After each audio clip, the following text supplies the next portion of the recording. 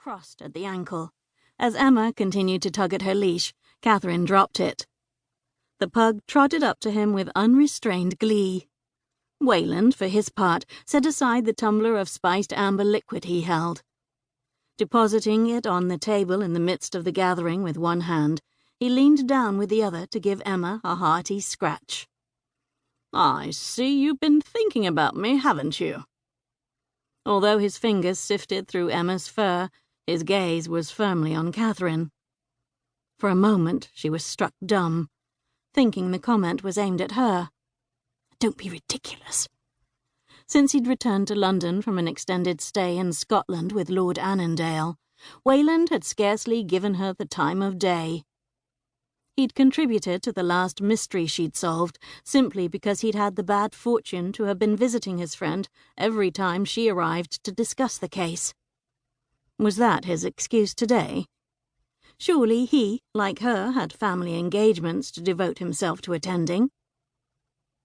She'd left her house amid the protests of her sisters, who had arrived with their families to make the boxes of goods to take to the less fortunate today. With a fond smile, Wayland applied himself to stroking Emma with his long fingers. She scowled. Of course he would address her dog rather than her. With a huff, Katherine pretended not to notice the slight. She turned away from her pug to greet the others in the room. For all she cared, Emma could crawl into his lap.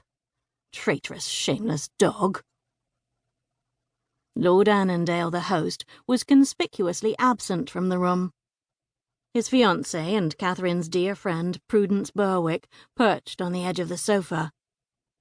A wide swath of space rested between her and the sole other man in the room, who leaped to his feet at her arrival.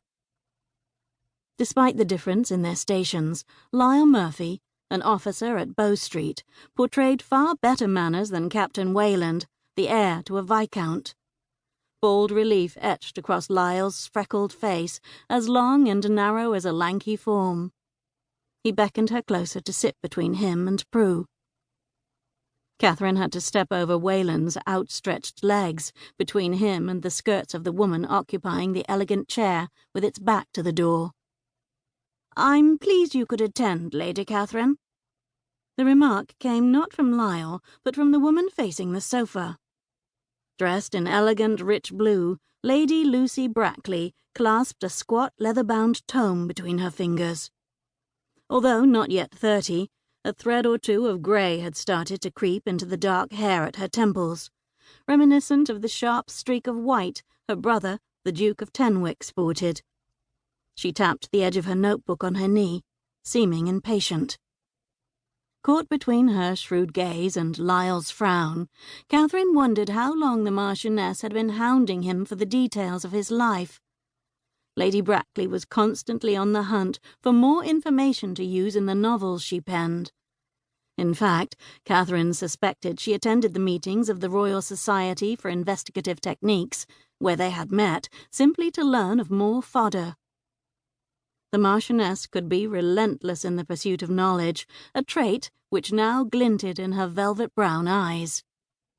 "I see I'm last to arrive," Katherine said, keeping her voice neutrally diplomatic.